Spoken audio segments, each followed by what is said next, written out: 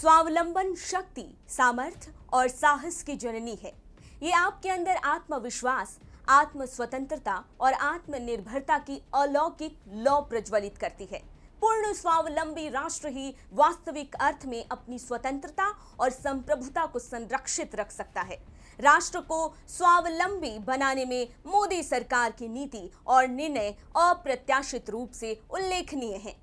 Make in India, आत्मनिर्भर Bharat, digital India आदि नीतियां इसी सर्वोच्च राष्ट्रीय हित की प्राप्ति हेतु प्रयत्नों की उत्कृष्टतम अभिव्यक्ति है। इस अभिव्यक्ति का सबसे स्पष्ट प्रतिबिंबन आपको राष्ट्रीय शक्ति के संसाधन अर्थात सेना में देखने को मिलेगा, जिसकी लौ मोदी सरकार ने जगाई और जिसका प्रतिफल पूरा राष्ट्र चख रहा है। देश का कोई भी जागरूक नागरिक इस बात से अनभिज्ञ नहीं होगा कि नरेंद्र मोदी ने भारत के घरेलू रक्षा उद्योगों के निर्माण पर विशेष जोर दिया है। नमस्कार, आप देख रहे हैं TFI, जो है देश का सबसे विश्वसनीय ऑल्टरनेट न्यूज मीडिया पोर्टल। मैं पद्माश्री शुभम आपके सामने पिछले 24 महीनों में भारत द्वारा निर्मित और खरीदे गए हथियारों की एक व्यापक सूची रखूंगी, ताकि आप भी अवगत हो सकें कि कैसे रक्षा क्षेत्र में भारत पहले से कहीं अधिक सशक्त हो पाया है और पहले से कहीं अधिक देश की सेना नवीनीकरण की तरफ बढ़ी है। तो चलिए अविलंब आरंभ करते हैं। Stockholm International Peace Research Institute के आंकड़ों के अनुसार भारत पिछले 4 दशकों में दुनिया का सबसे बड़ा हथियार आयातक बन चुका है।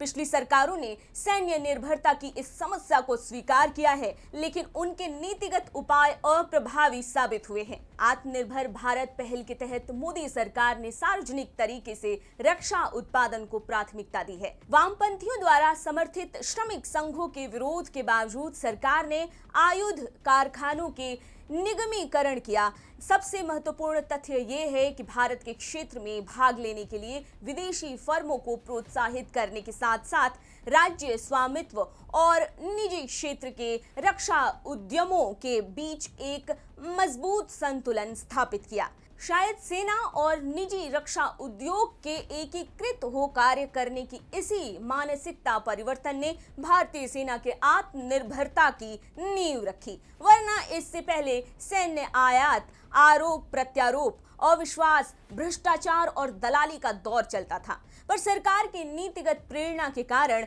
एक गणना के अनुसार 2016 से 2019 तक भारत का सैन्य निर्यात 700% से अधिक बढ़ गया है। हम आपको सरकार की सैन्य आत्मनिर्भरता की नीति से अवगत कराते हुए भारत के उन ब्रह्मास्त्रों से परिचित करवाएंगे जो इस नीति के फलस्वरूप प्राप्त हुए हैं, जो न सिर्फ भारतीय सेना को अपराजेय बनाती है, बल्कि इसकी व्यापारिक संभावनाएं राष्ट्र के लिए समानांतर अर्थव्यवस्था और कूटनीति की आधारशिला भी रखती है। रक्षा खरीद प्रक्रिया में स्वदेशी निर्माण के पीछे स्वदेशी क्षमताओं को बढ़ावा देने और इसका व्यापारिक तथा कूटनीतिक निहितार्थ तलाशना ही इस नीति का मुख्य उद्देश्य है।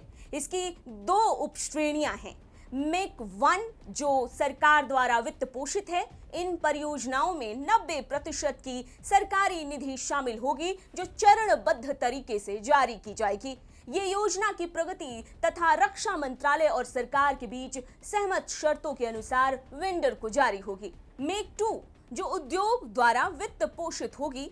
इसमें आयात प्रतिस्थापन और नवीन संसाधनों के लिए उपकरण प्रणाली प्लेटफॉर्म के प्रोटोटाइप का विकास शामिल होगा, जिसे सरकारी वित्त पोषण प्रदान नहीं किया जाएगा। अब इसी मेक इन इंडिया के तहत विगत 2 वर्षों में भारतीय सेना द्वारा निर्मित हथियारों का अवलोकन करते हैं। थल सेना सेवा परमो धर्म और राष्ट्र सर्वप्रथम का शाश्वत सिद्धांत लेकर चलने वाली भारतीय सेना दशकों से आधुनिकीकरण और हथियारों के अभाव से जूझती रही थी। दोनों मोर्चों पर शत्रुओं से घिरे होने के बावजूद सेना का एकमात्र शक्ति स्रोत उसका शौर्य बना रहा, जिसके प्रतिकूल प्रभाव हमें 1962, 1971 और 1999 में मुख्य रूप से देखने को मिला। पर नमो सरकार के सैन्य आधुनिकीकरण, स्वदेशीकरण और स्वावलंबन ने पूरे समीकरण को ही बदल कर रख दिया और भारत को इस प्रक्रिया के तहत मिले निम्न हथियार: अर्जुन टैंक, रक्षा अनुसंधान और विकास संगठन DRDO द्वारा डिजाइन और विकसित स्वदेशी मुख्य युद्धक टैंक अर्जुन MK1A सशस्त्र बलों की वर्तमान और भविष्य की आवश्यकता के अनुकूल बनाया गया है। MBT अर्जुन MK1A को MBT अर्जुन MK1 की तुलना में 71 अपग्रेड के साथ शामिल किया गया है, जिसमें बेहतर अग्नि शक्ति, उच्च गतिशीलता और उत्कृष्ट सुरक्षा विशेषता है। S-400 इस प्रणाली को अक्टूबर 2018 में रूस से $5 बिलियन से खरीदा गया था।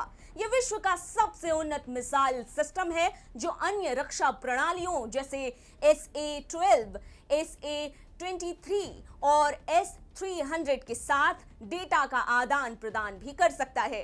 S-400 का रडार 600 किलोमीटर की दूरी के भीतर विमान, रोडर क्राफ्ट, क्रूज मिसाइल, निर्देशित मिसाइल, ड्रोन और बैलिस्टिक रॉकेट का पता लगा सकता है और उन्हें ट्रैक कर सकता है।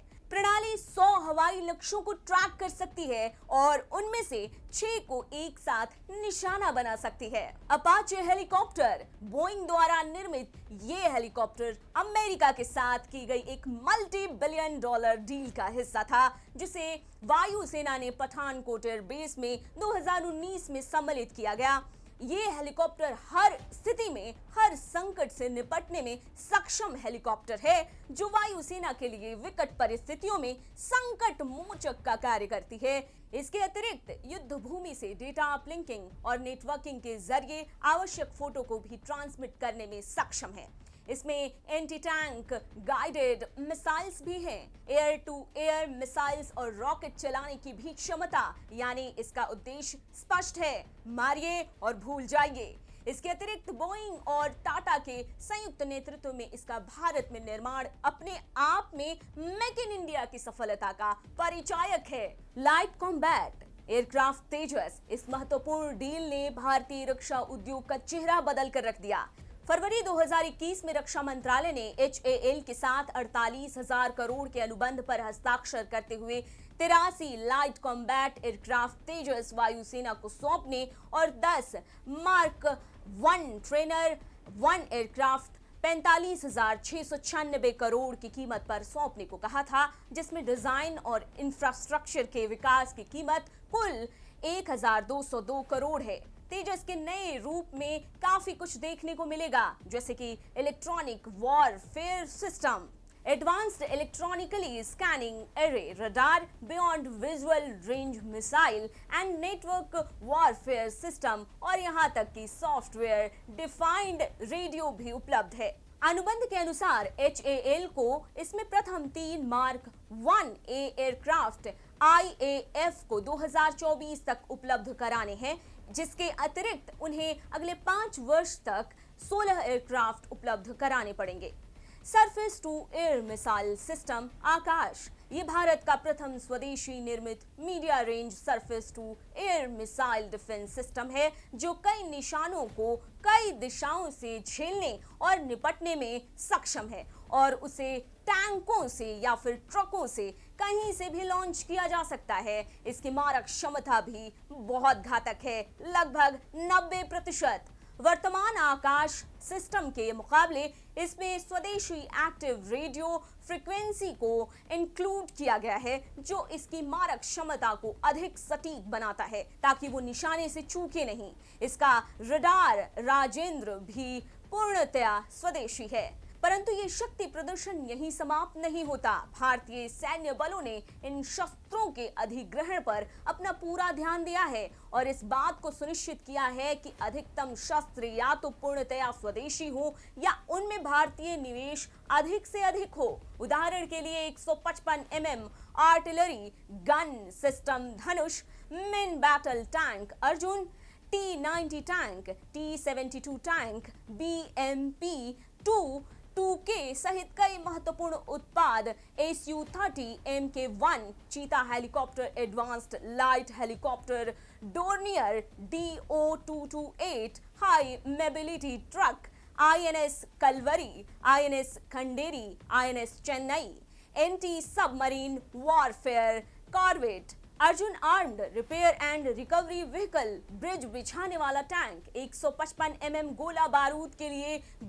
मॉड्यूलर चार्ज सिस्टम, मध्यम बुलेट प्रूफ वाहन, weapon locating radar, integrated air command and control system, software defined radio, पायलटलेस target के लिए लक्ष्य पैराशूट।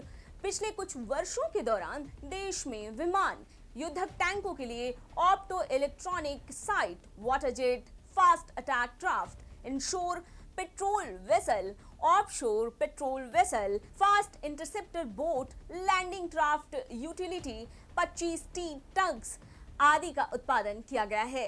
भारतीय सशस्त्र बलों द्वारा उपयोग किया जा रहा है। शक्ति का सौंदर्य सबसे श्रेष्ठ कर होता है, कुछ लोगों के लिए ये बहुत हानिकारक होता है और आर्म्स रेस के नाम पर इसका नकारात्मक चित्रण करके हमें अपने लिए अधिक शस्त्र जुटाने से सदैव ही निरुत्साहित किया गया था। परंतु अब और नहीं, अब नया भारत अपनी आत्मरक्षा के लिए किसी के समक्ष नहीं झुकेगा और आवश्यकता पड़ने पर स्वयं ही शस्त्र निर्मित करेगा।